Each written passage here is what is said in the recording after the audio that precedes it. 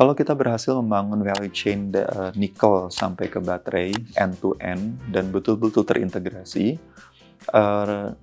nilai tambah dari nikelnya sendiri itu kami prediksi bisa sampai 100 kali nickel ore. NMC battery atau NMC cathode itu adalah teknologi yang lebih baru dibandingkan LFP. Itu narasi yang perlu saya luruskan juga mungkin di sini gitu, karena belakangan saya baca di media kok banyak yang malah kebalik gitu. Ya kalau IBC berpendapat ya kita yang punya nikel, ya Indonesia yang harus mikirin nikelnya begitu ya, dan IBC kan proksi perpanjangan tangan negara begitu untuk itu. Jadi IBC yang harus mikirin, tentunya tidak sendirian ya. Halo Sobat Bisnis, selamat datang di podcastnya Bisnis Indonesia. Hari ini kita berkesempatan untuk datang ke markas besar Indonesia Battery Corporation atau yang kita sering kenal IBC. Kita ketahui bahwa IBC punya pekerjaan besar, terutama dalam mendukung ekosistem kendaraan listrik nasional.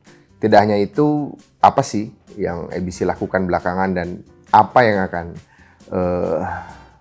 IBC resmikan? Hari ini saya berkesempatan, atau kami, saya dan Mas Hendry, Head of Research and Integrated Strategic Solution Business Indonesia, bicara langsung dalam beberapa waktu ke depan bersama Bapak Aditya Farhan Arif di Root IBC. Selamat siang, Pak. Selamat siang.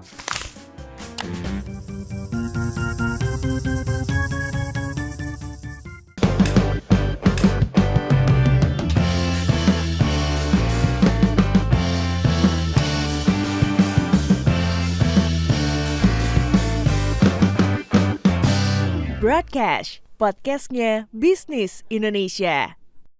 Terima kasih sudah menerima kami. Ya, selamat siang. Di tengah waktu-waktu yang sepertinya padat. Dan hari ini hostnya dua, supaya Pak Adit banyak menjawab pertanyaan dari kami semua.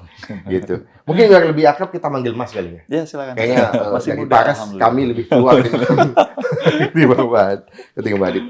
Baik, Mas Hendry, ini kita lihat dalam pemberitaan terakhir sepertinya IBC mau meresmikan pabrik di Karawang nih. Dan sepertinya ada beberapa hal yang kita menarik untuk kita bicarakan terkait dengan ambisi IBC, risiko dan posisi strategisnya dalam industri baterai nasional.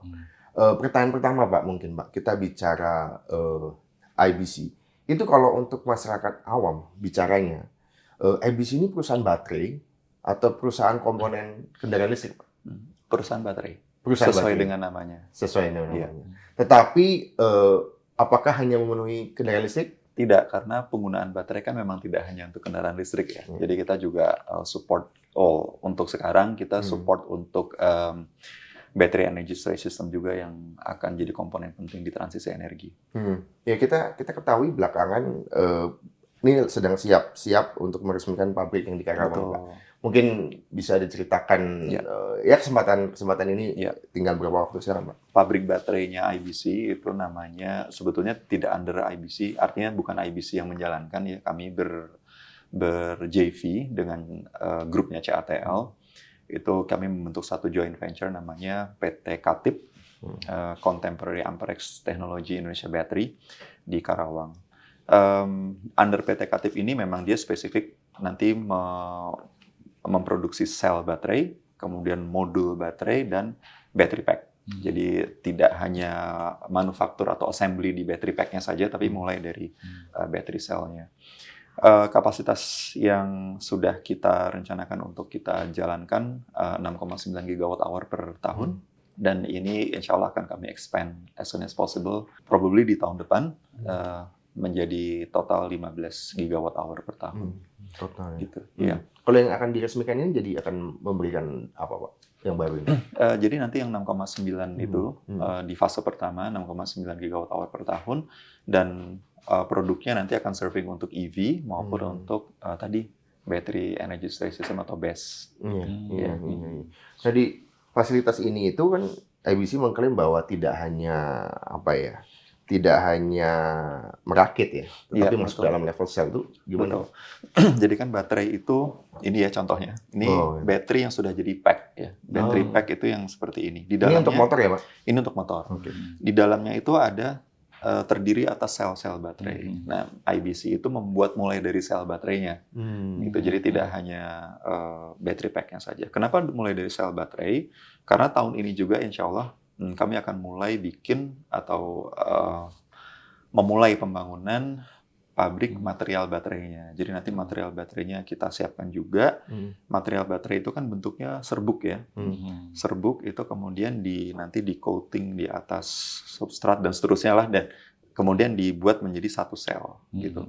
Nah, sel itu nanti di package lagi menjadi modul dan pack gitu. Jadi membuat dari raw material nikel sampai menjadi seperti ini. Kalau IBC itu perannya lebih kepada midstream ya. Jadi dari kita mengolah yang namanya mixed hydroxide precipitate, itu adalah keluaran dari HPAL.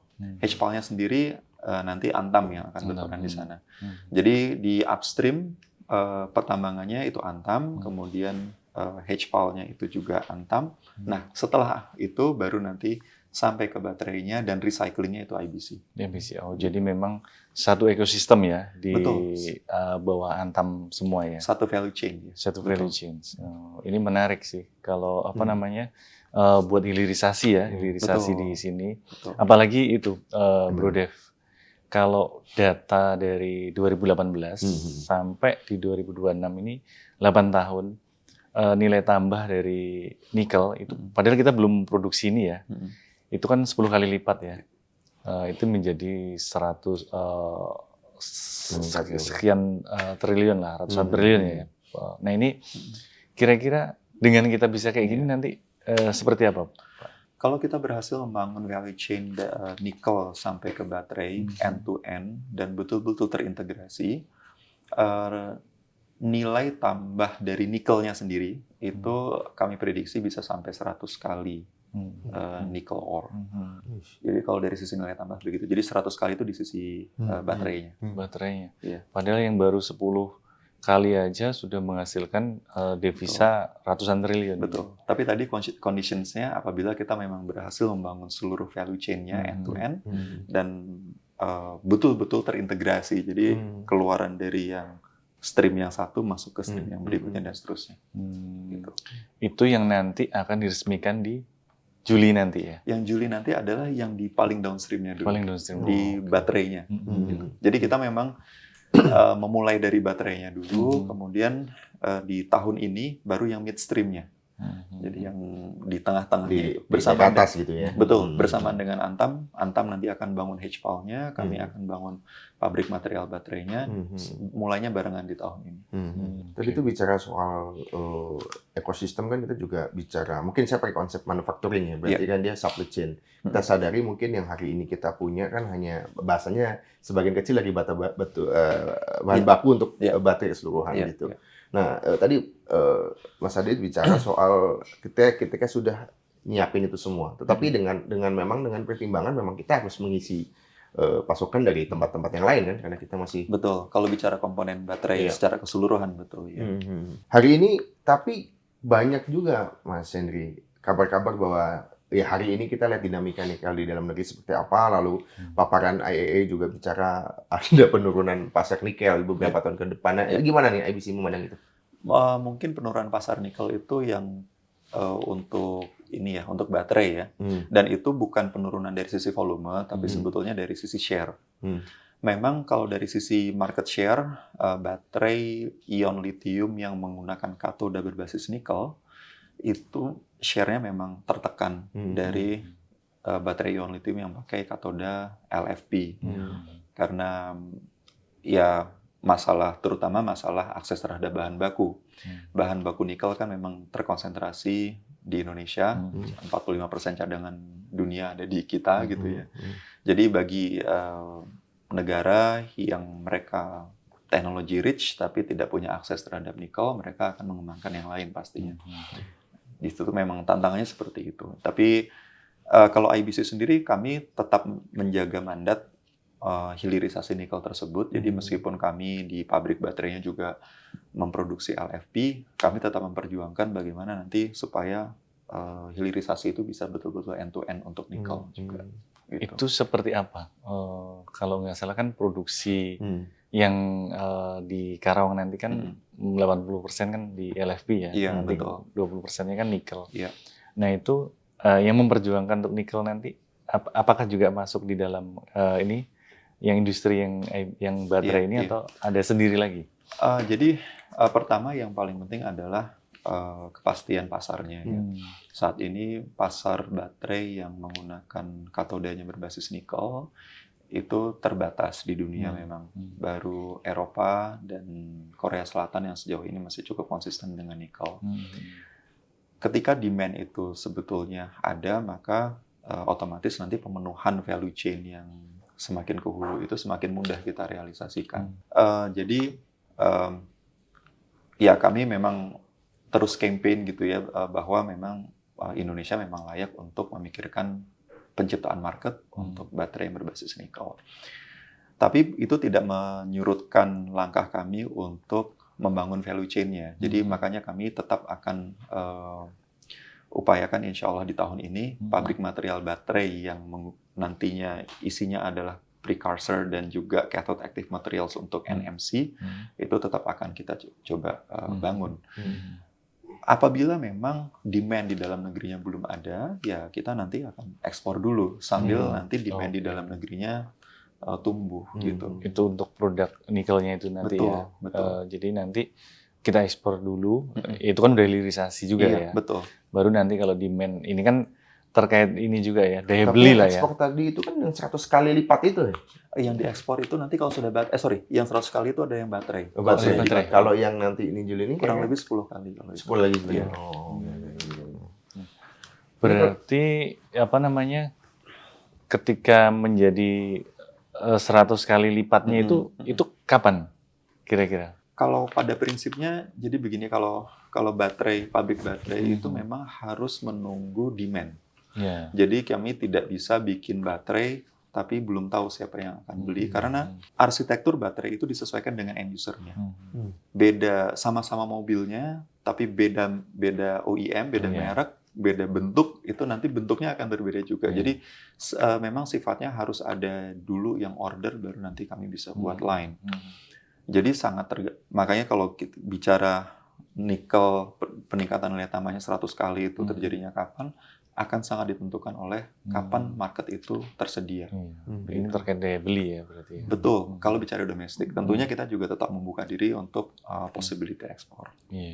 Kalau bicara soal kepastian pasar ataupun ini kan kita bicara di hulu geopolitik, ya kepentingan masing-masing negara sangat kuat. Iya, betul. Di downstream seperti apa? Tadi mungkin Mas Adit bicara soal mungkin tidak hanya untuk mobil, tetapi juga industri lain. Hari ini ada data center, lalu ada storage untuk BESS, untuk LTS segala macam. Nah, itu tuh gimana potensi marketnya? Dan apakah langsung bisa B2B atau perlu ada campur tangan ya G2G juga untuk akhirnya kepastian market? Seperti itu, Mas. Kalau kepastian market bicara export market, geopolitical situation itu memang sangat berpengaruh. Tapi kalau kami melihatnya itu justru malah ada opportunity sebetulnya. Kita jadi bisa masuk ke area-area tertentu yang karena Indonesia cenderung tidak berkonflik. Jadi misalnya contohnya untuk bisa masuk ke pasar US kita tetap masih punya peluang ke sana gitu ya. Tinggal bagaimana kita menjawab opportunity itu sebetulnya begitu. Nah tentunya kalau kita bicara export market, dukungan dari pemerintah yang paling penting adalah tadi bagaimana trade agreement itu memang sudah established, kemudian juga syarat-syarat agar produk kita bisa masuk ke negara tersebut juga kita bisa comply, baik dari sisi misalnya kepemilikan sahamnya gitu ya. Kemudian nanti dari sisi ESG-nya itu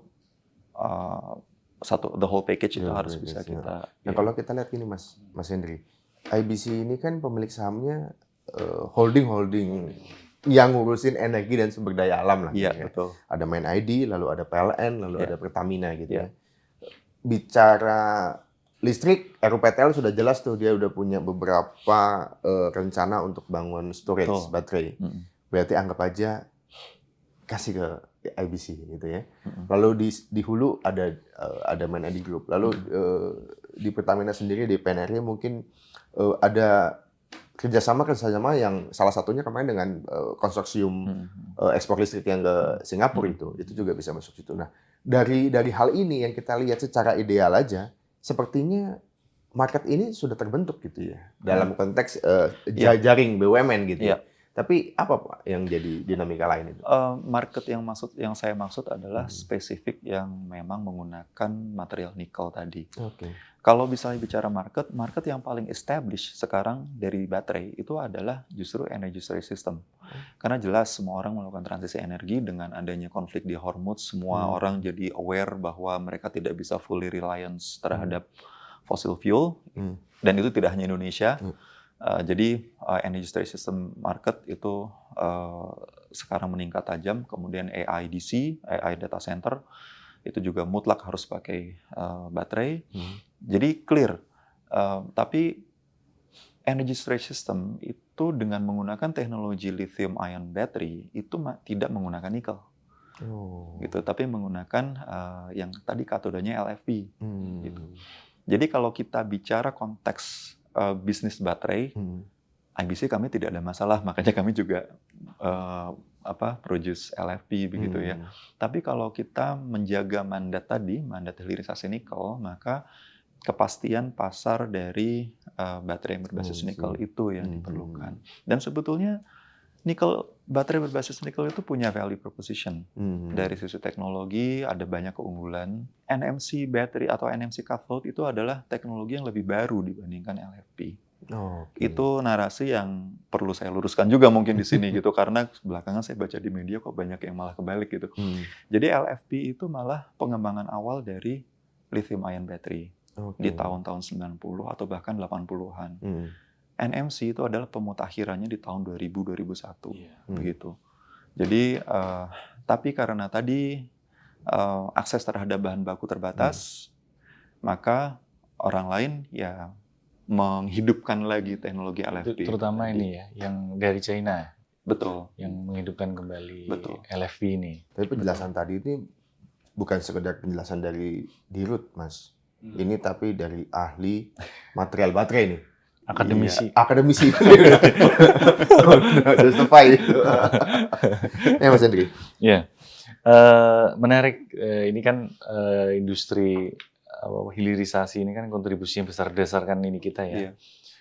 Kontribusinya itu bisa sampai 30% terhadap investasi di kuartal pertama.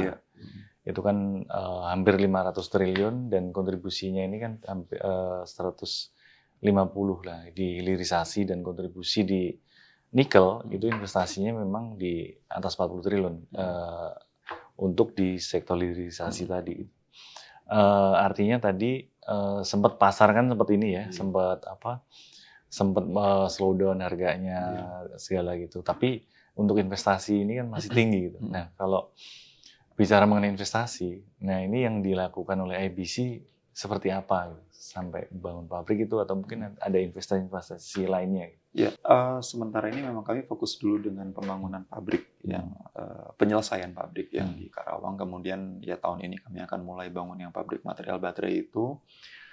Tapi ini kan baru satu stream ya. Sebetulnya IBC ini juga ada kerjasama lain yang nanti akan membangun another satu stream lagi dengan kapasitas yang sebetulnya lebih besar lagi. Gitu. Jadi ke depan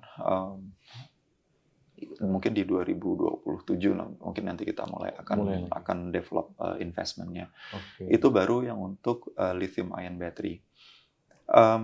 Kami melihat ya itu tadi, kalau IBC kan punya mandat harus as much as possible kita sukseskan itu hilirisasi nikel.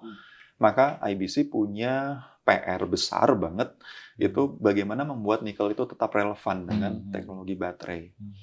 Nah, jadi di luar dua stream itu, kami juga sekarang sedang mendevelop juga potensi-potensi kerjasama lain untuk teknologi baterai yang lebih baru. Gitu. Jadi supaya, dan teknologi baterai baru yang kami approach itu adalah yang memang possibility untuk menggunakan nikelnya masih cukup tinggi. Gitu. Mau explore terkait ini, yang apa?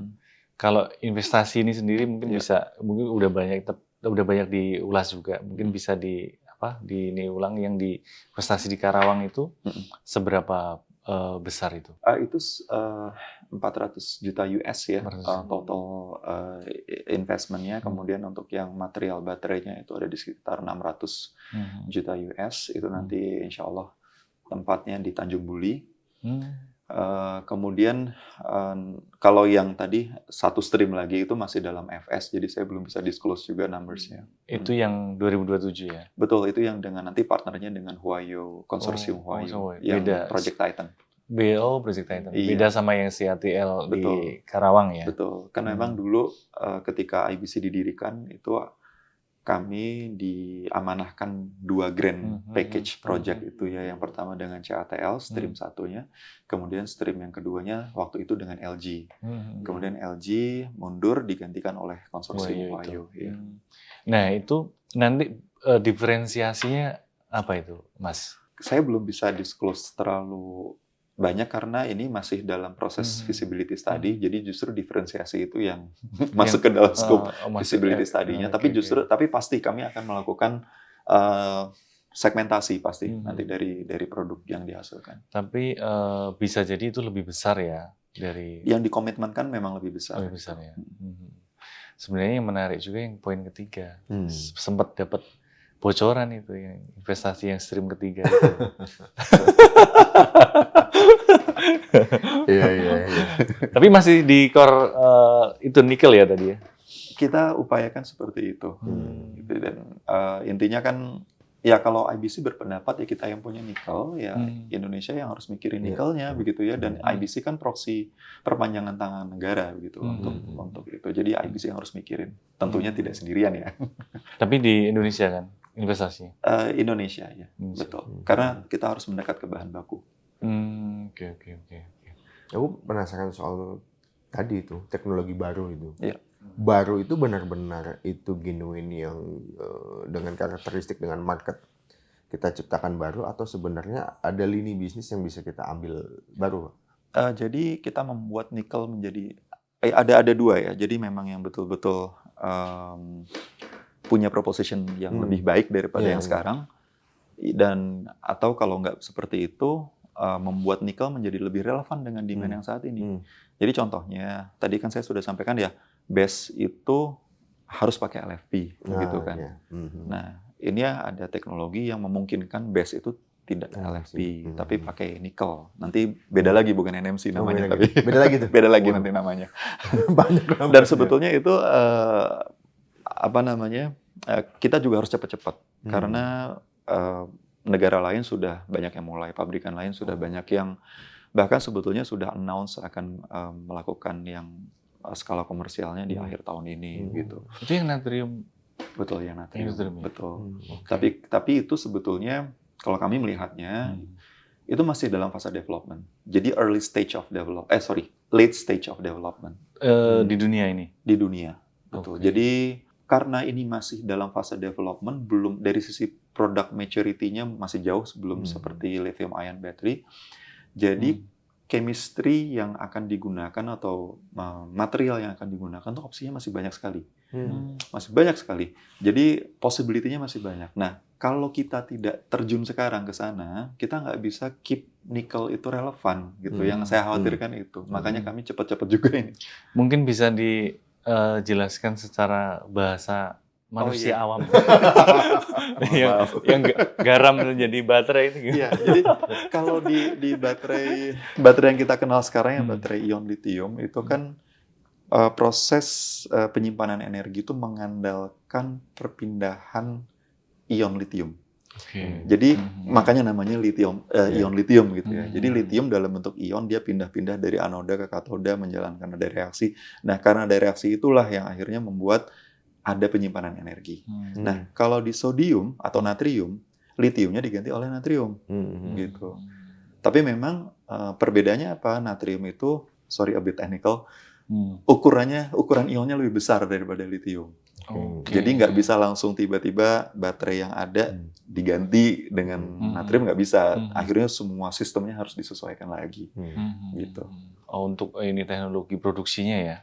Bahkan arsitekturnya juga harus disesuaikan lagi. Gitu. Tapi kalau misalkan itu nanti teknologi itu ini kan masih FS semua ya. Kalau kemudian nanti udah komersil, komposisi materialnya seberapa? Itu akan menihilkan nikel atau kombinasi? Nah, itu tadi. Jadi karena masih di late stage of development, jadi possibility material yang akan digunakan itu masih banyak sekali.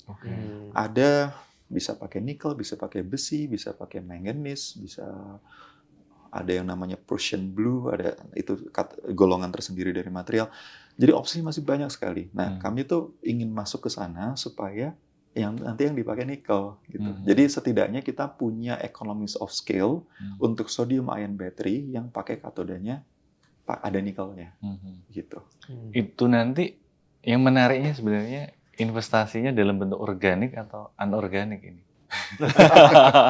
Terus terang belum sampai ke sana sih. Jadi karena ini masih di fase development ya. Kalau jadi riset kan berarti nggak harus dari organik dari nol dong ya? Gimana? Iya, kami punya strategi tersendiri. Memang yang sifatnya riset jalan, tapi yang sifatnya akselerasi juga jalan. Karena kami paham kalau misalnya pengembangan teknologi dari nol di Indonesia itu lamanya minta ampun gitu ya. Ya kita harus akui itulah. Jadi kalau kita mau mengejar pace of development-nya nggak bisa kita riset dari nol. Jadi harus ada skema-skema kerjasama lagi. Dan itu nggak tabu juga sih. Vietnam Finfast akuisisi. Betul. China Malaysia akuisisi. Betul. Berarti clue-nya itu. Semangat kolaborasi. Clue-nya betul. Semangat kolaborasi. Clue-nya di sana memang. Nah ini ngomongin kolaborasi sih kepikiran yang dengan CATL ini. Iya. Ini kan ya teknologi pada teknologi dan pada modal juga. Nuansa hilirisasi kan kalau saya pahami juga nuansa tidak hanya menurunkan atau menaikkan nilai tambah sebuah komoditi, tapi juga SDM-nya tuh. Mau tahu dulu deh, ini karena maksudku tidak banyak pucuk pimpinan nakoda perusahaan ini saintis gitu. Dan ini juga Mas Adi juga saintis dan artian semangat alih teknologi kan juga ada. Nah, cerita dikit soal yang nanti bulan Juli ini. Ya, memang kerjasama kami dengan CATL itu emphasis-nya lebih kepada transfer knowledge untuk dalam hal peningkatan kapabilitasnya ya. Jadi kita tahu bahwa industri baterai itu di Indonesia sesuatu yang sangat baru. Jadi mencari orang yang bisa bekerja, yang mengoperasikan industrinya itu sulit sekali. Banyak yang bisa bikin baterai, saya bisa bikin baterai, tapi di skala industri belum tentu, gitu kan. Jadi kami utamakan transfer knowledge. Itu memang sudah dilakukan dengan CATL. Jadi ada sekitar 600 pegawai kita yang dikirimkan ke Cina untuk menjalankan. Semuanya loh? 600 betul, 600-600-nya. Tentu nggak sekaligus, tapi kapasitasnya berapa? Pegawainya berapa? Untuk fase 1 itu sekitar 1.000. 1.000. Iya. Dan nanti di fase 2 in total ada 3.000 rencananya. Fase 2 itu yang tahun depan itu? Fase 2 betul yang kita yang nanti totalnya di 15 gigawatt hour itu. Oh. Jadi 600 orang itu dikirimkan ke Cina untuk menjalankan training selama 6 bulan. Dan menurut saya trainingnya sangat bagus karena bukan hanya classroom training seperti itu, tapi to the extent sampai mereka bisa bikin SOP. Jadi kalau di dalam operasi manufaktur kan sampai bisa bikin SOP berarti dia betul-betul paham sekali ya sistemnya. Gitu. Itu 600 itu berapa batch ya? Oh, ini apa? Fresh graduate semua? Enggak semuanya. Oh, enggak semuanya. Jadi beberapa memang ya tergantung levelnya ya. Ada juga yang memang sudah cukup belum senior banget tapi sudah punya pengalaman sebelumnya. Itu banyak juga ya karyawannya berarti IBC itu? Itu nanti ada di PT Katip. Katip ya, di anak IBC, usahanya ya? Betul, anak usaha. Kalau IBC kan investment holding. Jadi makanya kami lean, orangnya juga sedikit kalau IBC-nya sendiri. Patah sepi. Lagi mewah. Nggak, tapi menarik soal ini kan saya pikir fasilitas produksi yang akhirnya menggunakan otomasi juga. Betul. Ya. Tetapi penyerapan karyawan juga banyak juga. Iya. Nah, aku pertanyaan colongan, apakah ini boleh diskusi apa enggak? Nanti dengan Huayo juga begini juga nggak nih? Iya. Pendekatannya sama. Betul. Iya. Pendekatannya sama. Ini mandat negara juga terkait hal ini. Iya, mandat iya, tapi kalau menurut saya nggak pakai mandat juga Harusnya seperti itu ya. sudah sewajarnya begitu. Kearifan lokal itu. Tapi kalau ini apa namanya untuk karyawan itu nanti, apakah kebutuhannya totally berapa kalau misalkan kayak di Karawang itu? Nanti kalau 2 fase itu sudah berjalan itu estimasinya sekitar 3.000 kalau saya tidak salah. 3.000 ya? Iya. Jadi yang tahap pertama ini 600 gitu. Tahap pertama 1.000. 1.000 tadi ya, 1.000. Oh, yang dikirimkan itu 600 itu. Iya. Berarti kebutuhannya lumayan, belum termasuk yang di itu ya, yang di hulunya tadi ya. Ini Betul, baru nanti dihilir kalau ya. yang di midstream itu saya lupa kalau itu di bawah 1.000 kalau itu sekitar 500-an kalau tidak salah ya 500-an. Karena itu kan lebih ke processing facility bukan manufaktur. Itu. Penasaran mau lihat ke TKP sih kalau udah jadi nih. Nanti Diajak pas nggak nih? Oh iya pasti. Kamera nggak boleh masuk ya? Cuma mungkin nanti nggak bisa ngerekam. Bukan direkam ya? Iya. Kita izinkan Mas Adit tidak bicara teknis dulu. Mas. Kita akan tarik pertanyaan nih yang kayaknya ini kan status holding-holdingnya ini semua kan pemilik sahamnya ini strukturnya jelas-jelas. Iya. Nah, IBC berencana nggak nih? Maksudnya kepengen mengubah struktur gitu, gimana gitu lagi? Ya tadi kan saya sampaikan ya, jadi kita punya growth story yang cukup ambisius. Yes. Tadi pokoknya ya kami visionnya adalah penguasaan teknologi gitu ya. Jadi penguasaan itu artinya bukan cuma know how to operate, tapi betul-betul owning the technology. Untuk itu kan ya pasti butuh capital yang sangat besar. Dan semua orang agree bahwa growth story-nya IBC itu butuh dukungan capital yang besar. Kalau pada prinsipnya untuk IBC adalah siapapun struktur pemegang sahamnya, yang penting dukungan capital itu bisa didapatkan gitu. Selama ini untuk kebutuhan capital itu bagaimana? Kami kami diinjeksi dari pemegang saham memang sekarang karena portofolio IBC kan masih in the making ya. Harapan kami nanti ketika portofolio memang sudah ada, itu nanti kita bisa self sustaining, dan menurut saya itu juga tidak terlalu lama lagi sebetulnya. Tapi again kalau kita bicara growth story-nya adalah ini kan cita-citanya IBC ingin jadi epicentrum baterai global yang berbasis nikel.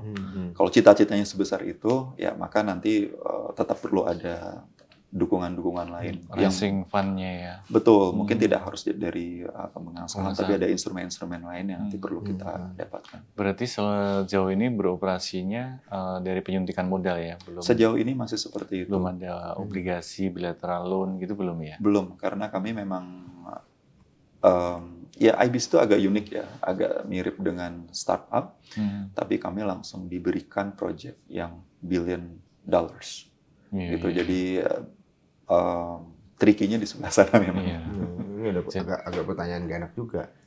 Tadi karena Mas Adit menyinggung perusahaan startup tapi dengan tanggung jawab besar, tapi kita kan evaluasi apa yang terjadi dengan startup itu, dan kira-kira apa strategi supaya akhirnya IBC sukses dalam konteks resilient. Ya, growth story dari startups itu kan macam-macam ya. Kalau IBC itu punya pembeda yang clear sebetulnya. Kalau menurut saya pertama kami part of SOE gitu ya, bagian dari BUMN. Kemudian bisnisnya jelas sesuatu yang futuristik, tapi memang pasti terjadi. Itu sebuah keniscayaan. Dan saya rasa itu dua hal yang membedakan sangat signifikan gitu ya. Gitu. Tapi ya tadi kalau misalnya kita tetap ingin mengejar kesuksesan, artinya maksudnya kita tetap bisa stick pada growth story yang kita rencanakan, maka IBC harus punya proposition. Eventually harus seperti itu, karena kita bicara satu industri masa depan, baterai itu ya industri high technology.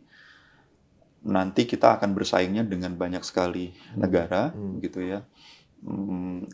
Kita harus punya capability yang kuat. Makanya sekarang IBC fokus selain pada penyelesaian itu, kami juga mulai memberikan concern yang tinggi terhadap teknologi dan kapabilitas SDM tadi. Gitu. Karena tanpa itu susah nanti kita nggak lama ininya. Berarti itu tadi harus naik kelas Naik kelas. strukturalnya. Jelas ya. I leave it to you. Mas Adit, ini kita bicara juga soal geopolitik ya. Iya. Sebenarnya tahun ini kan ya tantangan eksternal dan internal juga cukup besar gitu. Tadi nyinggung bahwa juga akhirnya meskipun kita ingat banget di awal-awal embargo ekspor nikel, yang katanya ada Tesla mau invest, ternyata malah gaung LFI masih tambah masif gitu. Nah, hal-hal ini kan ketidakpastian yang projectionnya sebenarnya dari hulu kita memang punya resource yang gede banget nih, dan epicentrum baterai nikel ini juga jadi cita-cita yang menurutku menarik banget, apalagi dengan potensi yang ada. Nah, tapi dari kompetisi global perusahaan-perusahaan baterai yang mungkin perpanjangan tangan dari negara itu gimana sih ini best practice-nya hari ini? Tidak ada yang menempuh jalan instan pada intinya gitu. Jadi kalau kita lihat kontender kita, atau sekarang kita belum menyebutnya sebagai kontender, kita sebut sebagai partner. Tapi journey story mereka itu panjang dan memang butuh konsistensi. CATL butuh 15 tahun. Gitu ya. Mereka equip dengan sekarang mereka punya sekitar 30 ribuan paten teknologi gitu. Jadi dan anggaran riset mereka $1 billion gitu. Jadi itu memberikan gambaran kita kalau misalnya kita mau selevel itu harus sebetulnya apa sih yang harus kita siapkan? Ya kurang lebih seperti itu. Yang riset tadi ya, sempat disinggung itu ya. Mau nggak mau kita harus punya, intinya kita harus punya teknologi. Gitu. Riset mungkin bagi yang punya keleluasaan waktu untuk mengejar, mereka bisa mulai dari nol, tapi saya rasa Indonesia nggak bisa. Jadi kita harus punya banyak innovation tadi supaya teknologi ownership itu tetap bisa kita dapatkan. Berarti ya secara anorganik itu tadi ya. Iya, salah satu optionsnya memang sedang kita jajaki itu. Tapi kalau yang tadi yang ngomongin yang soal riset untuk mengejar ya untuk CATL harapannya suatu saat akan kekejar gitu. Tapi kita kan realistis ya. Nah untuk menumpuk ke situ setidaknya untuk riset itu sendiri sudah sejauh mana sih kalau di IBC sendiri? Memang kami mengakui seharusnya kita mungkin mulai lebih dulu, tapi setidaknya better late than never. Tahun ini kita sudah mulai ada engagement untuk itu memang. Gitu. Ya harapan kami setidaknya ini baby steps lah menuju ke sana. Sendiri atau melibatkan partnership? Partnership ya. Tadi ya apalagi tadi kan masalah geopolitik itu kan harus ada dua approach yang jalan bareng gitu kalau menurut kami ya. IBC sebagai badan usaha kita mengusahakan dari sisi itu competitiveness dan seterusnya. Tapi kemudian kami juga dibukakan ruang untuk kemudahan-kemudahan bisa mengisi pasar. Dan itu sebetulnya saya rasa sesuatu yang sah-sah saja dilakukan karena Cina juga melakukan itu. Perusahaan-perusahaan Cina yang sekarang besar-besar tidak lepas dari itu juga di awalnya. Begitu. Ya ini benar nih sesuai dengan statementnya Presiden. Satu musuh terlalu banyak, 1000 teman terlalu sedikit. Kayak gitu lah ya Mas ya. Betul. Nah ini pertanyaan yang mundur lagi nih soal personal nih. Karena kan pertama kali impresi pertama aku ngobrol dengan Mas Adi tuh nggak nyampe gitu, nyepet. Tadi kan kita minta pertanyaan yang mudah secara awam ya. Bahasa manusia. Malah jawabannya semakin detail, Mas. Nah, maksudku, maaf. Nah, enakan jadi CEO atau jadi pengajar gitu? Saya soalnya punya, ya saya pribadi itu memang punya purpose pingin mendukung industrialisasi. Jadi purpose saya seperti itu, makanya saya sejak awal tidak kembali ke Indonesia, tidak menjadi pengajar. Gitu.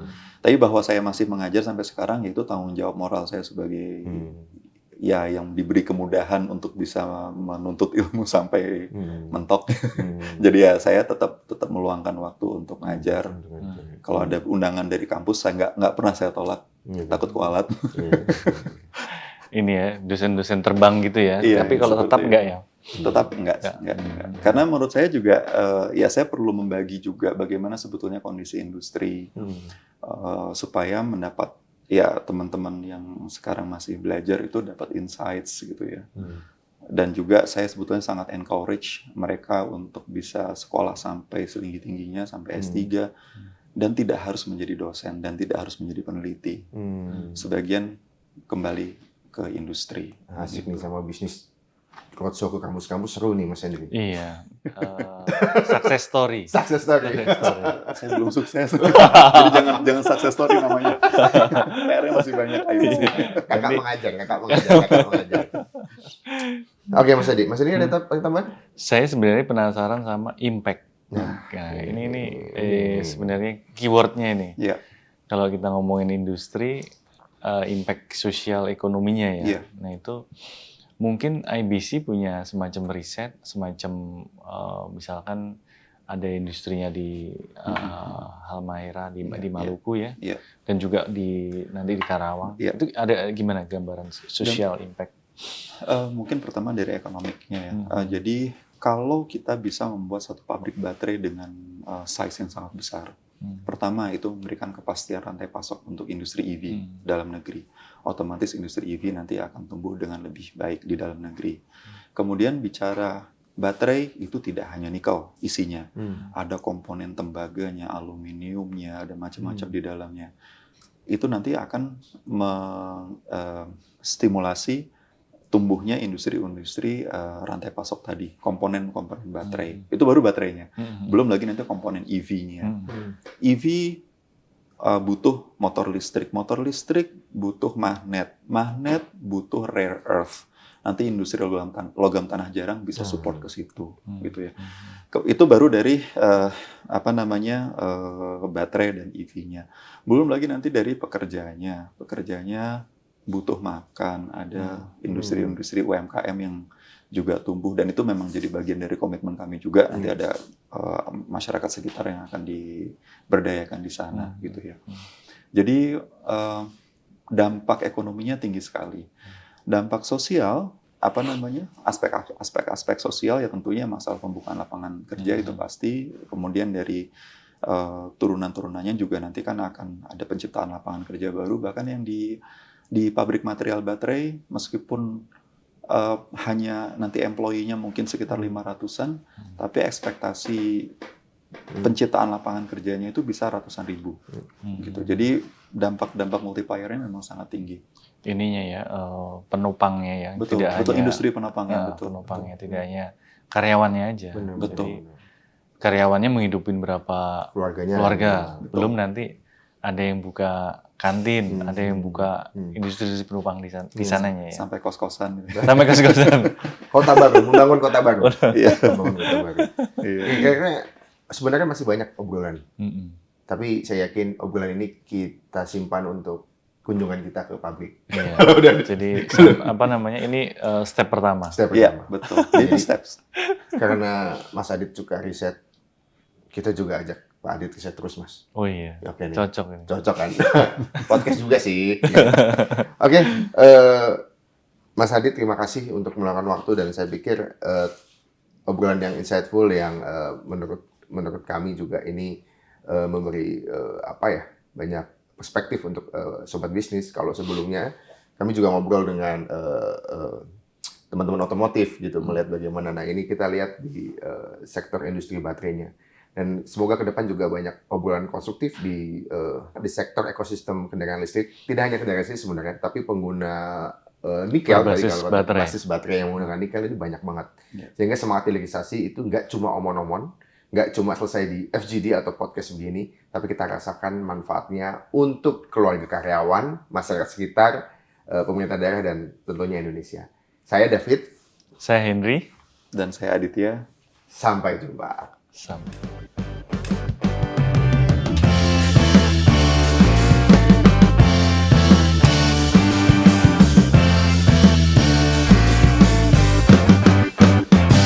Broadcast, podcastnya Bisnis Indonesia.